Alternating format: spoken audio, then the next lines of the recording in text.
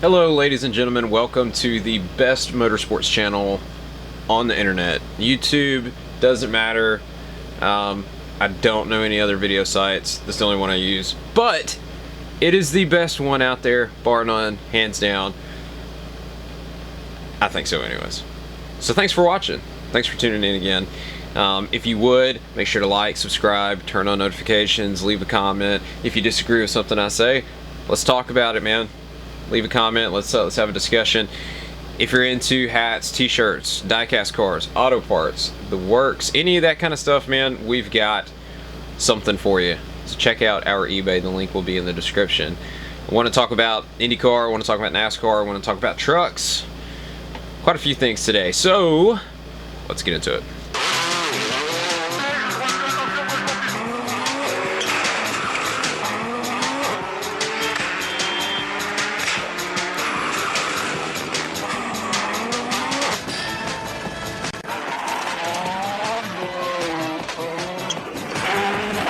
So I don't know if you've noticed or not, but sporting a Alpine BWT t-shirt straight from China.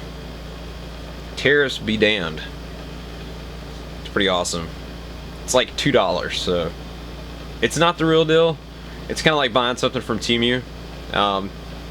You kind of get what you paid for, so I'll probably only be able to wear the shirt like 2 times before it's trash. But I like it. I like it.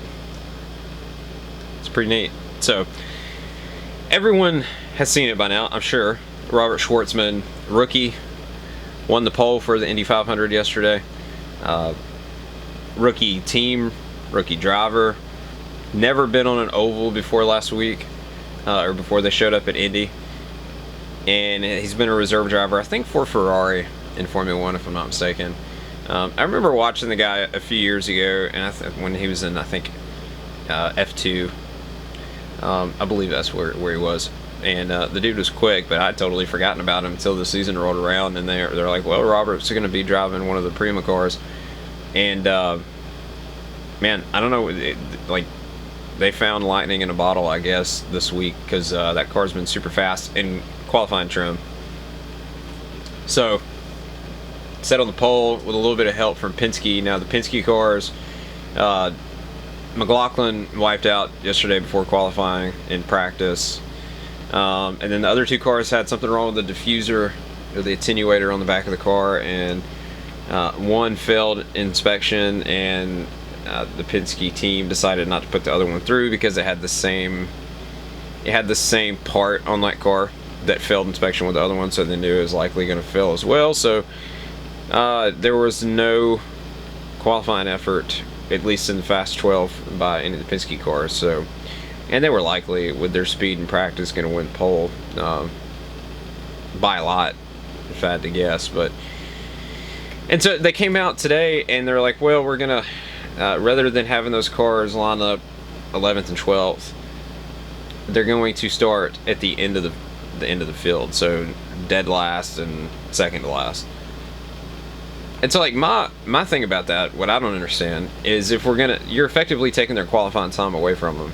They said it's to benefit the integrity of the sport, but that boils down to is the fact that Roger owns the series, owns the racetrack, and owns that team. So couldn't really let them get by with a little slap on the wrist, otherwise it would look horrible. So anyways, and I think they fined him $100,000. How does that work exactly? So Roger's just going to pay himself? Doesn't make any sense to me. The monetary fine doesn't. Starting out back doesn't really either, because Newgarden's car is so fast, it has been all week, that he'll likely still win the race. Which I called last year that I thought some of that stuff that was going on in that race was bogus. Just how much faster his car was than everyone. It was just, I don't know. I could be wrong. I thought it was bogus, but anyways, if you're going to effectively take their qualifying time away from them, so this is outside of the Fast 12 because now they're starting at the rear. So effectively, their qualifying time Saturday didn't count either. So, in my opinion, one of the Penske cars should be going home and Jacob Abel should be in the race. If you're going to take their qualifying time away from them from Saturday, that's what happened. If they're starting at the back, that's what you did. Now, their excuse, they touched on it in the press conference, because they're like, well, we know that people are going to say something about it, but these are the fastest cars. The fastest cars are going to be in the race. Okay, well, that doesn't matter. If they cheated, they cheated. And one of them should be going home, and Jacob should be in the race. I'll die on that hill. That's just absolutely baffling to me. I don't get it. I don't think I'll ever understand it. But we're not meant to.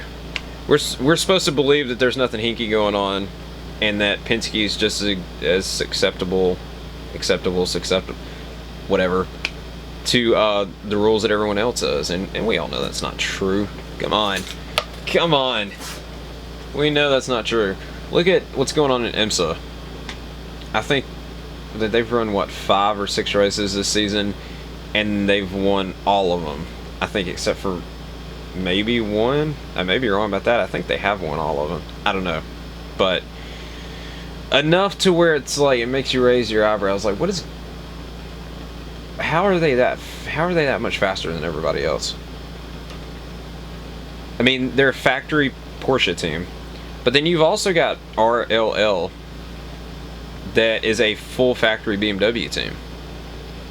And then you've got Cadillac. And you've got several others that are full factory efforts, just getting their asses handed to them. Like, every time there's I don't understand it. Which, it's similar to the ETRC, which is European Truck Racing Championship. They were in Misano this weekend. It's their first round of the season. And Norbert Kish, they call him Nobby, but he's been the guy that's just been smoking everybody the past couple of years in that series. The way I understood it, they built a new truck during the off season, and it's still just as fast because he won all 4 rounds. So the way they do their races, they similar to supercars, they'll have a round on a given weekend, but then it'll be split up. There'll be like 3 or 4 races. And so he won all of them. Now, one of them, the guy who won, was penalized, and so they took the win away from him and gave it to Navi. Navi finished second. But I just don't understand, especially FIA sanctioned series like that, where the competition is supposed to be pretty equal with one another, that you've got a guy that's just that much faster to where he wins every round, every year. Same thing with IMSA. It's just, yeah. But you can believe that it's all legit all you want. I personally don't. There's a lot of... I've seen the stuff that goes on behind the scenes. There's a lot of politicking. There's a lot of money being exchanged between some big players and stuff. So I don't fully buy into everything that I see on the racetrack, especially in these bigger series like IMSA, like IndyCar, even ETRC. I mean, it's an FIA sanctioned series, so there's some money going around there too. But also with Schwartzman, I want to talk about this because Schwartzman is Russian-Israeli. His hometown is Tel Aviv, Israel. And someone brought it up to me earlier. I think that Prima is going to have to step up monetarily and pay Robert a good chunk of change to keep him, because now that he's won the pole in his first try, there's going to be a lot of teams that are going to be interested in him. But then someone brought up that, well, he's of Russian-Israeli descent, and that's not really popular in the United States right now. Like, that stuff should not matter. That is... I'm not saying the person that made this comment's idiotic. He was just making a point, and it's a good point. That likely will keep him from getting a big ride right now in America. And that's idiotic. That should not be the case, man.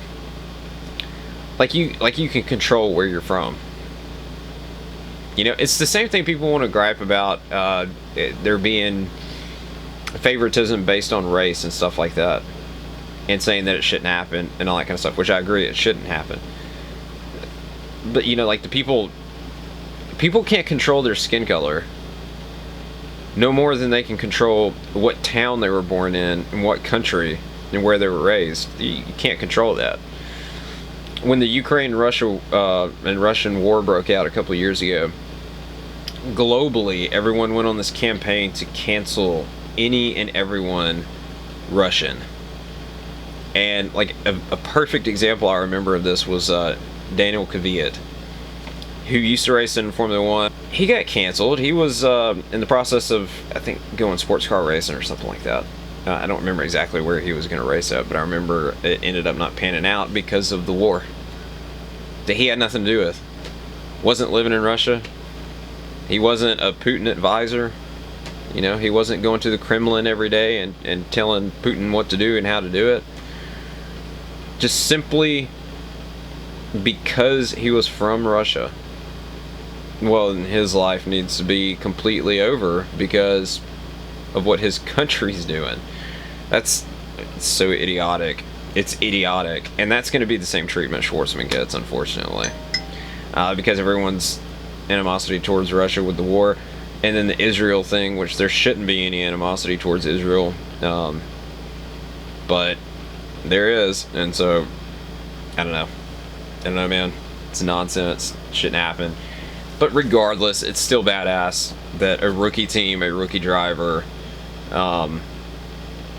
first time on an oval, won pole position for the biggest race, arguably the biggest race in the world.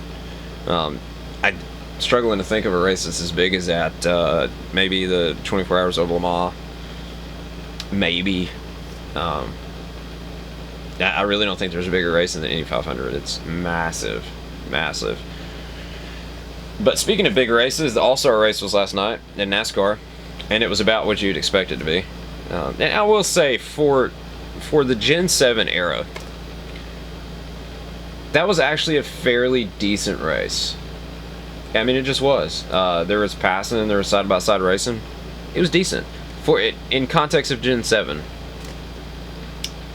All the way up until the idiotic promoter's caution. We all knew it was coming. They announced it a few weeks ago. You knew it was coming.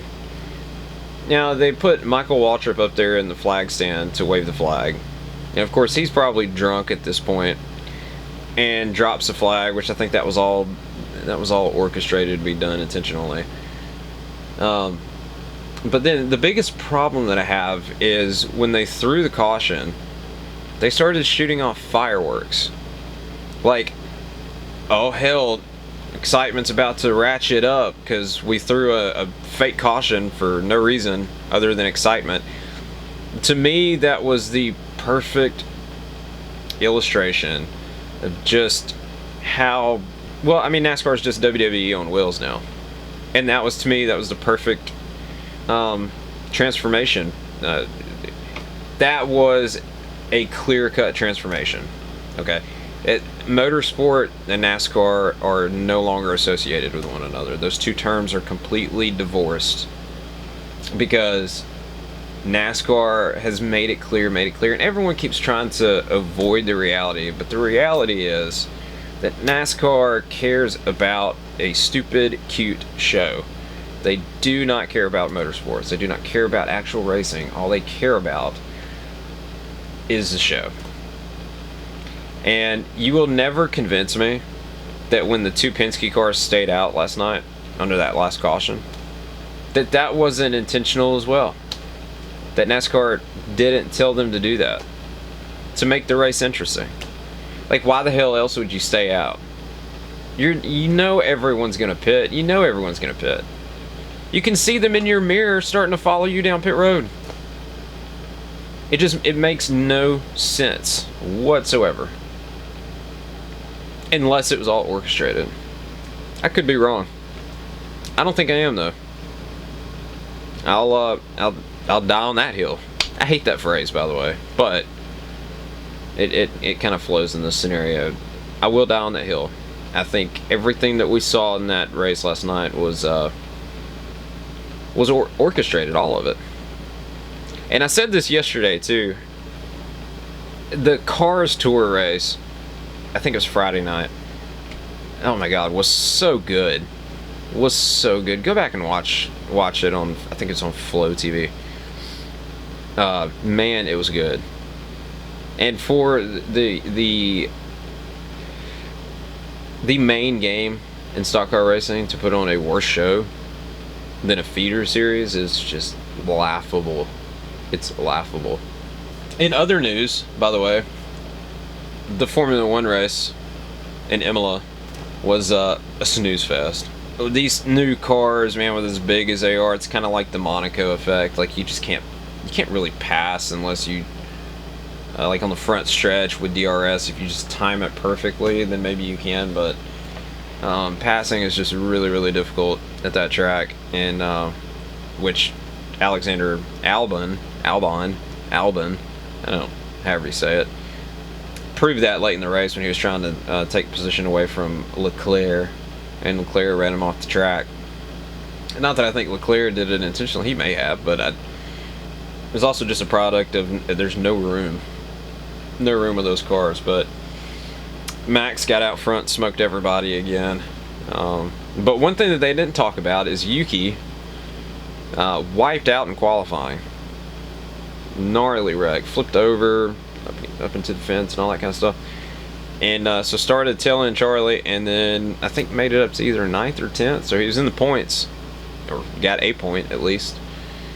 It's pretty impressive. You know, I think he's starting to get more and more comfortable with that car. The crash in qualifying could have happened to anybody. The car just bottomed out going across one of the curbs through one of the left-handers, and then de-wedged itself and spun out. Happens to everybody. But it'd be interesting to see what he does in the future. But anyways, just want to give my opinion on the All-Star race and what's going on in IndyCar with Robert. So if you like to listen to me ramble, make sure to like, subscribe, turn on notifications, leave a comment. Disagree with anything I say, leave a comment, let's talk about it. Share the video. Also, if you're interested in t-shirts, hats, die-cast, auto parts, anything like that, check out our eBay page. We're running a sale right now. Everything's 10% off store-wide, so make sure to check it out. The link will be in the description. Also, make sure to follow us on Facebook for more motorsports content. We just post random things throughout the day, every day, and little tidbits and what have you. So check that out. Links are in the description. Appreciate you watching. Means a lot. Love you guys. Peace. És 100 fölfele. 100 fölfele, jobb 2 tempó, 20-ra bal 2 tempó, 20 jön a bal 2 tempó, 25-re bal 2 szűk, és bal 2, majd 50-re jobb 2, itt a bal 2, és 50-re jobb 2, majd szűk 50-re jobb 3 az aszfaltra. Szűk 50-re jobb 3 az aszfaltra.